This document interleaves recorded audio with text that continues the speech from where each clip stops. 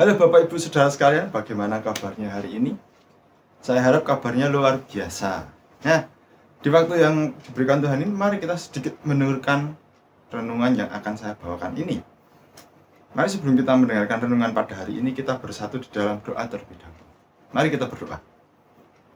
Puji dan syukur Tuhan kami panjatkan padamu karena kasih dan rahmat-Mu. Pada hari ini kami dapat melakukan aktivitas kami. Dan pada hari ini juga, pada waktu ini juga kami dapat menyempatkan diri untuk mendengarkan sedikit renungan-Mu. Ya Tuhan, tolong berkati agar renungan yang kami dengarkan ini dapat menjadi bekal bagi pertumbuhan iman kami di aktivitas kami sehari-hari.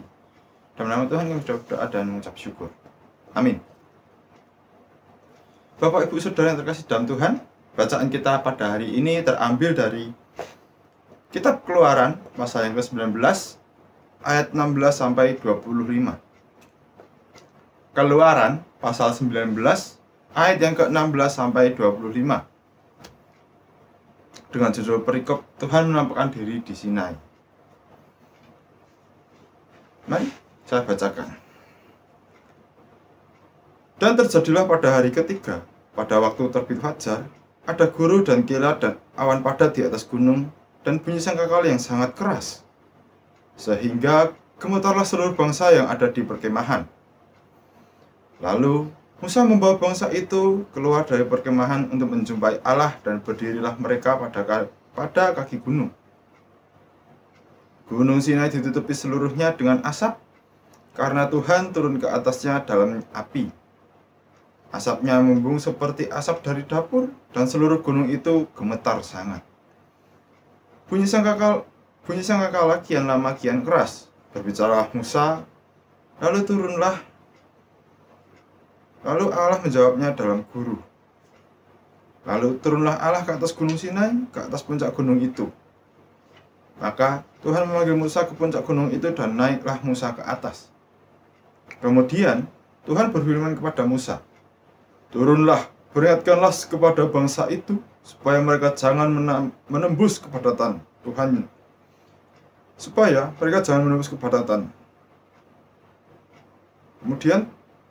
Kemudian berfirmanlah Tuhan berfirman kepada Musa, "Turunlah, peringatkanlah kepada bangsa itu, supaya mereka jangan menembus mendapatkan Tuhan, hendak melihat. Sebab tentulah banyak dari mereka akan binasa.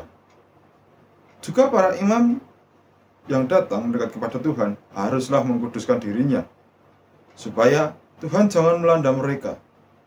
Lalu berkatalah Musa kepada Tuhan, "Tidak akan mungkin bangsa itu mendekati gunung Sinai ini, sebab Engkau sendiri telah memperingatkan kepada kami demikian.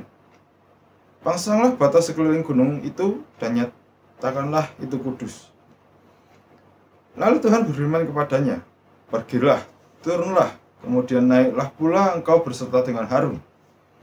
Tetapi para imam dan rakyat tidak boleh menembus untuk mendaki menghadap Tuhan, supaya mereka jangan dilandanya."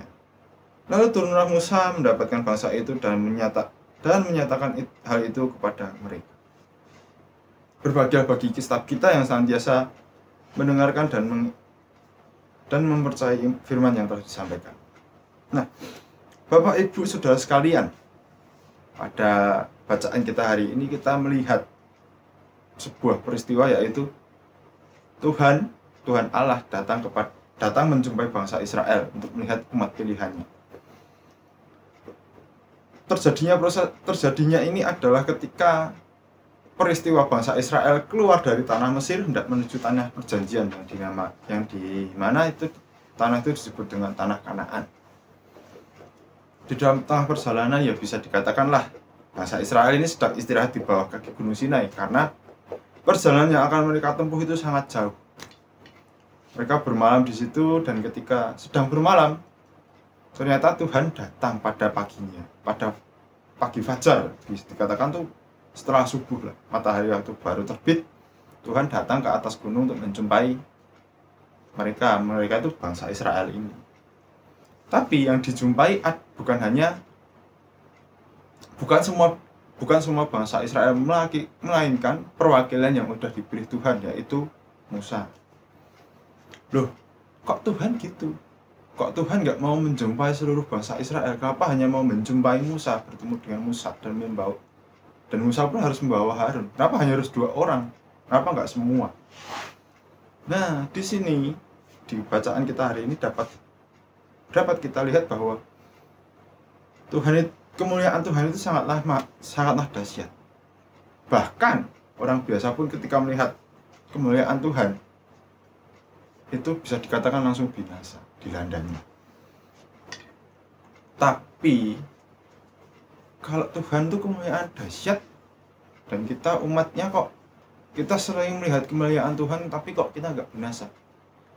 Bukan kita nggak binasa, tapi karena itulah yang dikatakan, karena Tuhan maha mulia, Tuhan juga maha pengasih dan penyayang.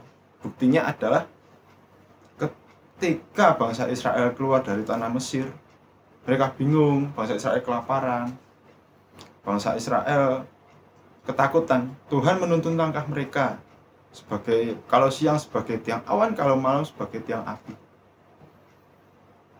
Bahkan ketika bangsa Israel dalam perjalanan ini kelaparan, Tuhan mendatangkan hujan roti mana, dan pada sore itu hujan burung puyuh untuk mereka konsumsi. Disinilah bentuk kasih dan kesetiaan Tuhan. Tuhan memuliakan dirinya melalui peristiwa-peristiwa yang telah terjadi dalam serangkaian peristiwa keluarnya bangsa Israel dari Mesir. Nah, itu yang ada di bacaan kita pada hari ini. Bacaan kita hari ini menunjukkan bahwa meskipun Tuhan itu mulia, kemuliaannya dapat membinasakan atau mungkin dapat melanda kita semua, tapi karena Tuhan juga maha pengasih dan maha penyayang, Tuhan juga melindungi kita. Karena Tuhan tahu kemuliaannya itu sangat besar. Dan manusia ciptaannya itu kalau melihat hal ini pasti akan hilang. Maka dari itu Tuhan juga melindungi umat manusia agar Tuhan bisa bertemu manusia kapanpun. Manusia umat pilihannya ini kapanpun Tuhan bisa melakukan itu, untuk bertemu, untuk berkomunikasi, untuk sekedar seperti seorang ayah yang menanyakan keadaan anaknya di perantauan itulah. Kurang lebihnya yang dilakukan Tuhan itu seperti itu. Lalu kita sebagai umatnya yang sudah mengetahui kemuliaan Tuhan, apa yang harus kita lakukan?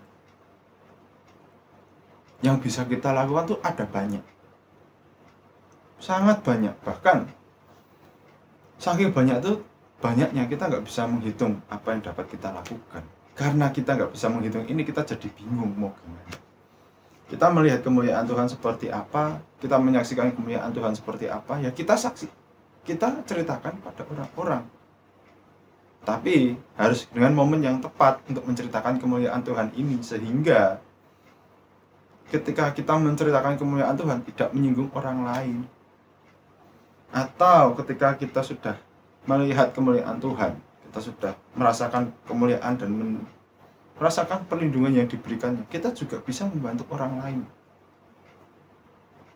Membantu dalam hal apa? Ya dalam hal-hal sepele. Ketika seseorang butuh bantuan, mungkin seseorang butuh makanan karena mengingat bahwa akhir-akhir ini harga sembako juga mulai naik, kita bisa membantu sebagai umat Tuhan yang memiliki berkat berkecukupan dan cukup bisa untuk membantu orang. Ya udah, kita bantu juga. Jangan cuma ketika kita menerima berkat, ketika kita menerima kemuliaan, ketika kita melihat kemuliaan Tuhan, kita cuma memegangnya aja. Loh, tapi kan kemuliaan yang diperlihatkan Tuhan kepada kita dengan apa yang namanya membantu orang lain itu enggak sinkron.